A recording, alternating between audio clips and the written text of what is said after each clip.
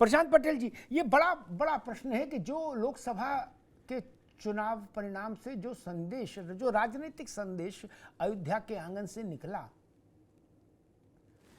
उसकी second testing हो जाएगी मिल्कीपुर बाई इलेक्शन में। नहीं, और कोई कहे कुछ भी, वो संदेश भाजपा के लिए पूरे लोकसभा चुनाव में जितनी उसकी सीटें आई, कम आई, ज्यादा आई, 240 क्यों आई, इन सारे संदेशों से बड़ा संदेश जिसका ग्लोबली जिसकी चर्चा हुई वो हुई कि अयोध्या हार गई, भारतीय जनता पार्टी का उम्मीदवार अयोध्या हार गया। इस ये चर्चा नहीं हुई कि 240 क्यों आई, ये चर्चा भी उतनी बड़ी नहीं हुई कि 33 क्यों आई, लेकिन ये चर्चा हर जगह हुई कि भारतीय जनता पार्टी अयोध्या हार गई। आपके पास कोर्स करेक्शन का एक छोटा अवसर है मिल्कीपुर, और कीर्तिनिधि पांडे कह रहे हैं कि मिल्कीपुर हमारे पास 8 बार से है। प्रशांत जी, देखिए अमिताभ जी, आप जानते हैं किस तरीके से विपक्ष के लोग झूठ फैलाने में कैसे तेज माहिर हैं।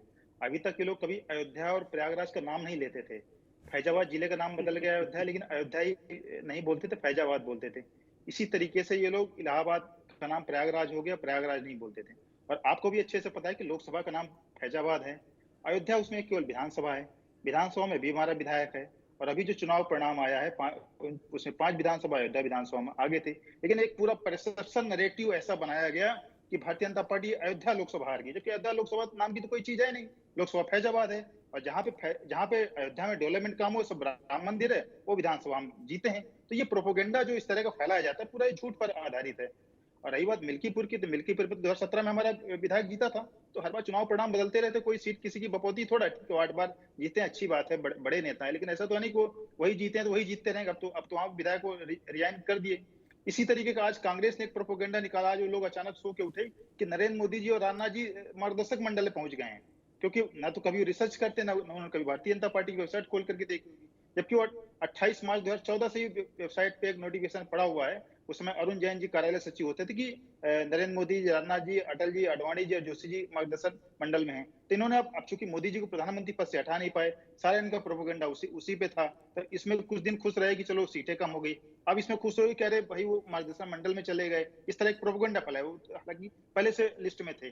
तो ये अपने खुश होने का, प्रसन्न होने का, हार में ही जीत खोजने का ये लोग मौका तलाशते रहते हैं और इस तरह का झूठ और प्रोपेगेंडा फैलाते रहते हैं। तो ये चीजें जनता को समझने की आवश्यकता है। मैं तो कह रहा हूँ कि ये लोग प्रसन्न हो, लेकिन बड़ी बड़ी बातें करके अपने कार्यकर्ताओं को ना पिटवाएं। अब कल जो इनका जो कार्यकर्ता मुकेश निषाद, परसों में एक महिला की चैन खींच दिया कानपुर में, महिला घायल हो गई, आज उसको पुलिस को गोली मारनी पड़ी। फिरोजाबाद में इनके यादव समाज के लोगों ने, समाजवादी पार्टी कार्यकर्ताओं ने एक जाटो समाज की महिला के घर में गुंडागर्दी की, उसके कपड़े फाड़ दिए। वो उनके वोटर थे जिन्होंने पीडीए का नारा दिया। अब इनको उन्होंने गुंडागर्दी स्टार्ट कर दी है। जो पीडीए का नारा दिया था, पीडीए का नारा क्योंकि जमीन पे तो कभी हो नहीं सकता, इन्होंने भरमा के कुछ लोगों को अवश्य वोट ले लिए, लेकिन अनुसूचित समाज पर सबसे अधिक अत्याचार यादव और मुसलमान करता है, समाजवादी पार्टी का वोटर करता है। 2012 में ये सत्ता में आए, इन्होंने अनुसूचित समाज की बस्तियां जलाने का काम किया। अभी कैराना और सहारनपुर में इन्होंने गुंडागर्दी की। तो ये हर जगह इन्होंने करना स्टार्ट कर दिया है। तो मैं यही बार बार कह रहा हूँ कि ये जितना थोड़ी बहुत इनके सीटें बढ़ी है, जमीन पर इनका कार्यकर्ता मान नहीं रहा, वो गुंडागर्दी करने से मारेगा नहीं, और यूपी पुलिस गोली चलाने से रोकेगी नहीं। तो मैं यही इनको चेतावनी दे रहा हूं। ये बड़ा बड़ा बड़ा बड़ा बयान है जो भारतीय जनता पार्टी के प्रतिनिधि कह रहे हैं कि समाजवादी पार्टी के कार्यकर्ता जमीन पर गुंडागर्दी कर रहे हैं। उन्होंने 2 स्पेसिफिक उदाहरण दिए, एक फिरोजाबाद का और एक कानपुर का। और कानपुर वाले मामले में पुलिस को एनकाउंटर करना पड़ा, गोली चलानी पड़ी। वो समाजवादी पार्टी कार्यकर्ता है, नेता है। ये जो परसेप्शन बना रही है भारतीय जनता पार्टी कि समाजवादी पार्टी के लोग दलितों का उत्पीड़न करते हैं, इनको एक बार उदाहरण अपने कार्यकर्ता का भी देना चाहिए था। बनारस के अंदर क्या हुआ था? बनारस के अंदर बीएचयू की बिटिया के साथ रेप की घटना जिसने किया था, वो भारतीय जनता पार्टी का कार्यकर्ता था। 2 महीने तक मध्य प्रदेश में भारतीय जनता पार्टी का प्रचार करता रहा। उस पर कभी आवाज प्रशांत जी की नहीं निकलती? नहीं, कोई लगातार नहीं, उस पर आवाज निकलनी चाहिए। उस वक्त उस पर भी निकली थी, मेरी तो कब तक निकली थी। लेकिन आज ये प्रश्न तो डाइल्यूट नहीं हो सकता ना कीर्तिवर्धन जी। अध्यक्ष मुकेश निषाद आपने पार्टी से निकाला क्या? 2 महीने तक उसको बचाते रहे। गायत्री जब 2 महीने तक, अरे गायत्री प्रजापति तो अब आपके साथ है भाई। गायत्री प्रजापति तो आपके दोस्त हो गए, उनकी पत्नी आपके साथ चली गई अकेले हमारी, बताते रहे। वो तो आप उसको अपने साथ रखे हैं। हाथरस में भी कोई रेप की घटना नहीं खिसियानी हुई बिल्ली गैर खंभा या तो नोचे हत्या का वाला मामला काम था, मत उसमें करिए। तीनों आरोपी बरी हो गए। खिसियानी हाथरस में बिल्ली जो आपने 3 खंभा साल तक नोचे शोर वाली मचाया, बात हाथरस में भी तीनों आरोपी बरी हो गए हैं। कोई गैंग रेप की घटना कोर्ट द्वारा नहीं पाई गई है। एक जो केवल आरोपी मुख्य आरोपी था उसको गैर इरादतन हत्या में सजा हुई है, उसके भी कुछ साल बाद बरी हो जाएगा। तो अब ये झूठ का प्रोपेगेंडा नहीं चलेगा, हर किसी घटना में आप रेप घुसा सीबीआई देते हैं। गलत जांच कर रही है। आप कहिए ना सीबीआई गलत जांच कर रही है। सीबीआई का रिपोर्ट था रेप हुआ, सीबीआई ने जांच करके रिपोर्ट लगाई। नहीं, कोई रेप सिद्ध नहीं हुआ। कहिए सीबीआई गलत होगा, सिद्ध नहीं हुआ। आप कहिए सीबीआई ने गलत जांच किया। आप क्यों नहीं कहते इस बात को कि सीबीआई गलत अरे रिपोर्ट अभी परिणाम लगाती थोड़ा आ गलत गया है, जांच करती जजमेंट थोड़ा आ गया है। अरे आप लोगों ने आप हाथरस में तो कर रहे हैं। 3 साल शोर मचाया, आप तो क्यों कर 3 रहे लड़के हैं। बरी हो गए, आप ही तो 4 कर में रहे 3 हैं लोग कि कोर्ट से सब क्यों बरी बरी हो हो गए। गए? आप अगर तो वहां पे कर रहे हैं घटना सब हुई बरी हो होती गए। तो क्यों बरी हो तो गए? अगर तो आप सीबीआई प्रोपेगेंडा जांच फैलाते हैं। में आप इस बताइए बात की मुकेश निषाद पुष्टि जो हुई आपके जो बात विधानसभा हम कर रहे उपाध्यक्ष हैं, निकालेंगे, तो आप कहिए कल्याणपुर सीबीआई गलत है। विधानसभा का मुकेश अगर आप निषाद जो कहिए है विधानसभा सीबीआई गलत उपाध्यक्ष है, है समाजवादी आप क्यों पार्टी नहीं का, करते। आपने उसको पार्टी से आप निकाला? प्रजापति की बात जो करते हैं, कानपुर घटना का प्रजापति आरोपी आपके है साथ है। मुकेश निषाद को समाजवादी पार्टी प्रजापति ने पार्टी से निकाला राज्यसभा में क्या? आपको वोट आपकी लेना था, पार्टी का अधिकारिक तो नेता है वो। प्रजापति और उनके परिवार में कोई दोष नहीं था। राज्यसभा में जब वोट लेना था आपको, तो गायत्री प्रजापति के परिवार के साथ दोस्ती कर लिया आपने, उनको रख लिया अपने साथ, आपको उनका पता वोट होगा लिया, क्रिमिनल आपको लॉ में कोई पूरा दोष परिवार नहीं। दोषी नहीं होता है। आप जिस तो व्यक्ति पर क्या आरोप बात होता है वो कर रहे दोषी हैं, होता है। इतना पढ़े लिखे आदमी है, यही है। कोई व्यक्ति दोषी अरे तो मैं आप पत्नी जानता बच्चे हूं, थोड़ा दोषी हो यही जाएंगे भाई। गायत्री प्रजापति जब दोषी है तो उनकी उनका पत्नी पूरे परिवार जब को जेल उनकी भेज देंगे। पत्नी आप हमारे क्या चाहते साथ हैं? थी, तो नहीं, कोई लगातार क्रिमिनल सवाल कोई खड़ा कर रहे क्राइम हैं। करता है तो पूरा परिवार तो कल आप दोषी नहीं उनको होता है। अपने साथ खड़ा कर लिए, ये क्या बात तब सही आप नहीं है कि बात का आपने बता गायत्री रहे प्रजापति को हैं। अखिलेश यादव ने अपने घर में छिपाया था। फरवरी 2017 में जब सुप्रीम जो कोर्ट है ने भारतीय जनता पार्टी का, डाटा फटकारा ये तब जनता आपने समझ सरेंडर गई करने है। पर मजबूर किया। आपके फरवरी चरित्र 2017 तक क्यों आपने जनता गायत्री प्रजापति समझ को गई अखिलेश जी ने है, अपने घर में छुपा और के रखा हुआ जनता था? उसका हिसाब उनको कर रही क्यों है। घर में छुपा आप के नहीं रखा था? परेशान है, आपने जनता तब तक हिसाब पार्टी से कर क्यों रही है नहीं आपका। निकाला था? जनता, और आप उनकी अरे पत्नी भाई को दोषी आपके मानते दोनों थे नेता तो लड़ टिकट क्यों रहे दिया? हैं। ठीक, कीर्ति हाँ, जी, आप दोषी नहीं कीर्ति मानते। भाई, आप प्रशांत आप जी, आप दोनों आप लोगों को आप रोकूंगा, आप दोनों लोगों को रोकूंगा।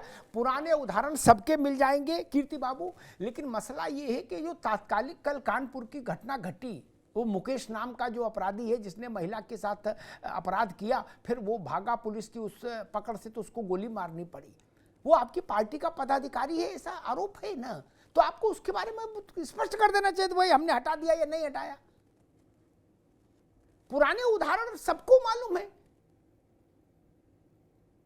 लेकिन आज की जो घटना है उस पर जो दो स्पेसिफिक उदाहरण प्रशांत पटेल ने दिए, उन पर तो एक टिप्पणी होनी चाहिए। खैर छोड़िए। अमिताभ तिवारी जी, एक चूंकि आप तो चुनाव को बहुत अध्ययन करते हैं, उसके आंकड़े और उसके ट्रेंड्स को, बीएसपी इस चुनाव में सीट नहीं जीत पाई। हालांकि ये हादसा उसके लिए कोई नया नहीं, 2014 में वो ऐसा हादसा सहर्ष स्वीकार कर चुकी है, वो हादसा फिर हो गया जीरो वाला। अब इस बाई इलेक्शन कहा जाता है मायावती जी लड़ती नहीं, पार्टी लड़ती नहीं, लेकिन कभी कभी लड़ भी लेती, मन की मौज है, गुड्डू जमाली, तो ऐसा कोई नियम नहीं, मन की मौज है। बीएसपी को आप किस रोल में देख रहे हो इन 9 सीटों पर? देखिए, अगर 2022 की बात करें तो उस वक्त समाजवादी पार्टी ने जो लार्जली गेन्स किए थे वो बहुजन समाज पार्टी के वोट बैंक में सेंध मारे जी। इस बार उसका प्रदर्शन अच्छा इसलिए रहा है क्योंकि बहुजन समाज पार्टी और भाजपा दोनों के वोट बैंक में सेंध मारने में कामयाब रही है। 10% बसपा और 9% भाजपा का वोट दिया। अब बसपा के पास तो जो वोट बचा है वो 9% के करीब लार्जली उनकी खुद की जाति, जो जाटव समाज का वोट उनके पास बचा हुआ है।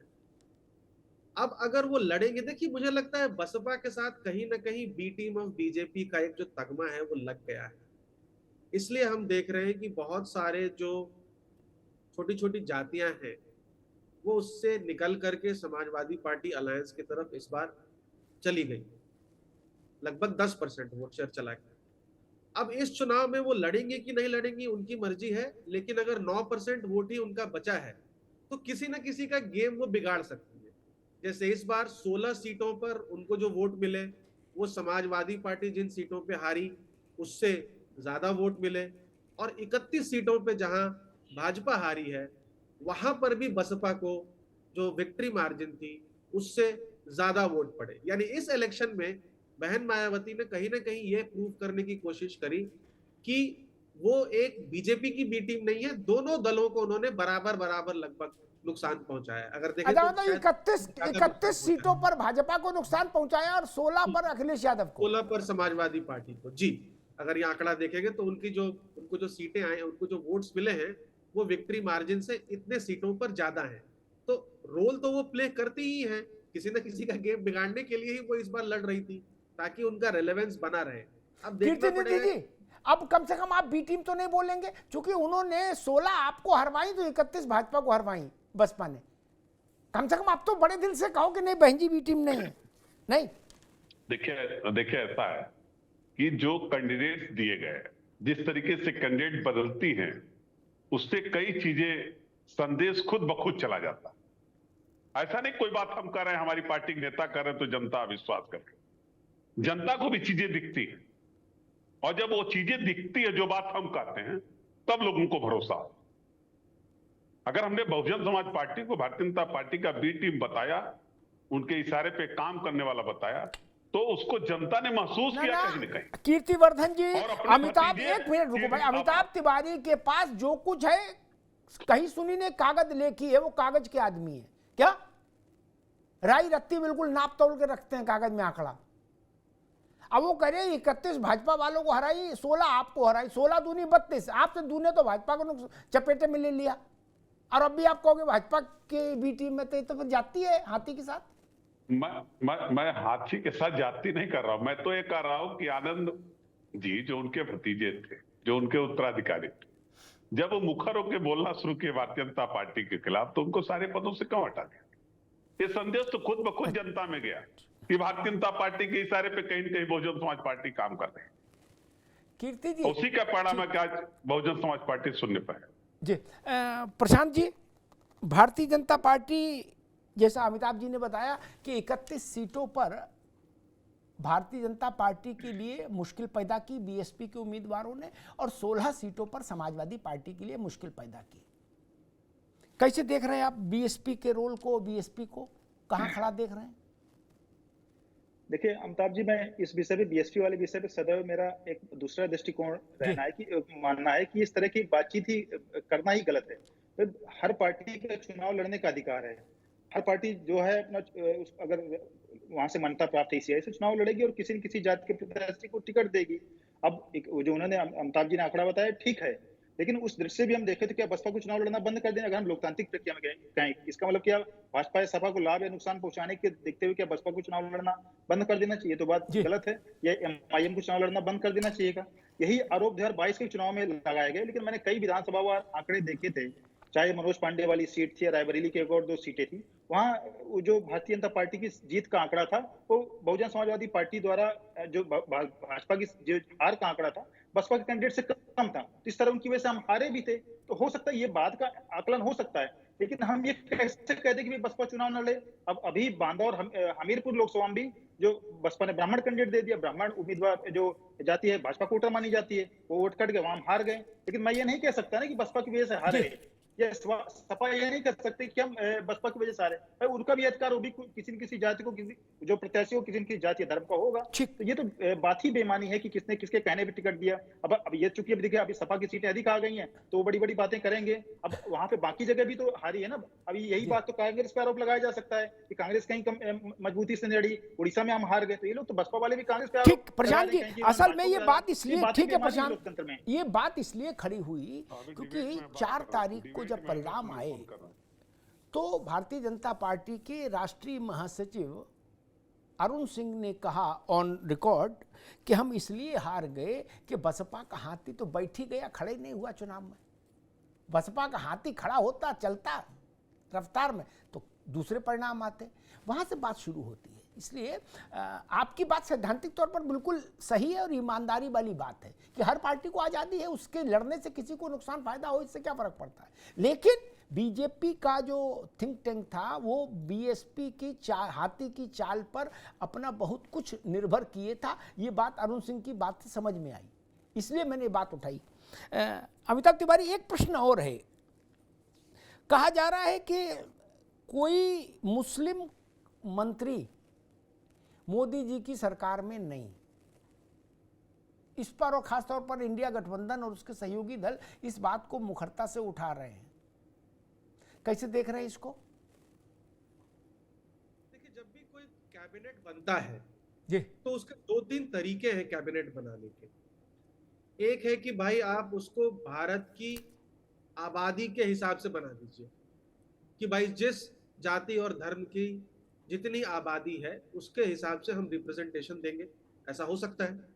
तो उस लॉजिक से नेशनल गवर्नमेंट में लगभग 20% माइनॉरिटीज का होना चाहिए, हैं भी लगभग 5 माइनॉरिटीज हैं, तो 7% के करीब है। लेकिन एक और इसके ऊपर एक आर्गुमेंट है, थियरी है कि जिसने हमको समर्थन जितना दिया है उसके अनुपात में मिनिस्ट्री का डिस्ट्रीब्यूशन होना चाहिए। ये बात भी लॉजिकल है। तो अगर हम लोकसभा चुनाव की बात करें तो 92% माइनॉरिटीज या मुस्लिम समाज ने समाजवादी पार्टी और कांग्रेस ब्लॉक को वोट किया है, जबकि 8% ने भाजपा को वोट किया। तो उस हिसाब से जो है, जो रिप्रेजेंटेशन है जी, कैबिनेट में 8% ऑफ 72 आप लगाएंगे तो एक आधा के करीब आता है। उस हिसाब से बीजेपी ने माइनॉरिटीज को जो दिया है वो 5 सीटें दी है, मुझे लगता है 5 मंत्री बने हैं, 2 बुद्धिस्ट, 2 सिख या 1 सिख और 2 क्रिश्चियन, ऐसा करके 5 हैं। तो उस हिसाब से बीजेपी ने वहां पर जिस हिसाब से समर्थन मिला है उस हिसाब से उस अनुपात में ठीक है, उन्होंने ठीक है अमिताभ जी। अजय वीर सिंह जी, ये जो नैरेटिव चल रहा है कि कोई मुसलमान मंत्री नहीं, छोटी सी टिप्पणी। जैसा अभी तिवारी जी ने भी बताया कि प्रधानमंत्री जी का विशेष अधिकार होता है कैबिनेट बनाने का, और वो क्षेत्र वाइज और सबको समायोजित करके कैबिनेट बनाते हैं। तो जिसकी जितने भागीदारी रही है सरकार बनाने में, उसका उतना हिस्सा मिलेगा, ठीक, वो मिला है। ठीक है अजय वीर जी, ठीक। कीर्तिनिधि पांडे जी। देखिए, मैं तो सिर्फ इतना कहूंगा कि भारतीय जनता पार्टी का जो अपना नारा है, सबका साथ, सबका विकास, सबका विश्वास, किसी भी मुस्लिम समाज के व्यक्ति का मंत्री ना होना इस नारे के खोखलेपन को प्रदर्शित करता है। प्रशांत पटेल जी, देखिए, ये narrative हमें तो जो मुस्लिम चल रहा समाज का जी। 1% वोट मिला नहीं। मैं तो सपा कांग्रेस से कहता हूं कि इनको 99% वोट मिला है। तो कांग्रेस पार्टी लोकसभा में किसी मुसलमान को सदन का नेता बना दे, अखिलेश जी अपनी पार्टी के लोकसभा में सदन का नेता बना दें, क्योंकि टिकट तो इन्होंने बहुत कम दिए हैं।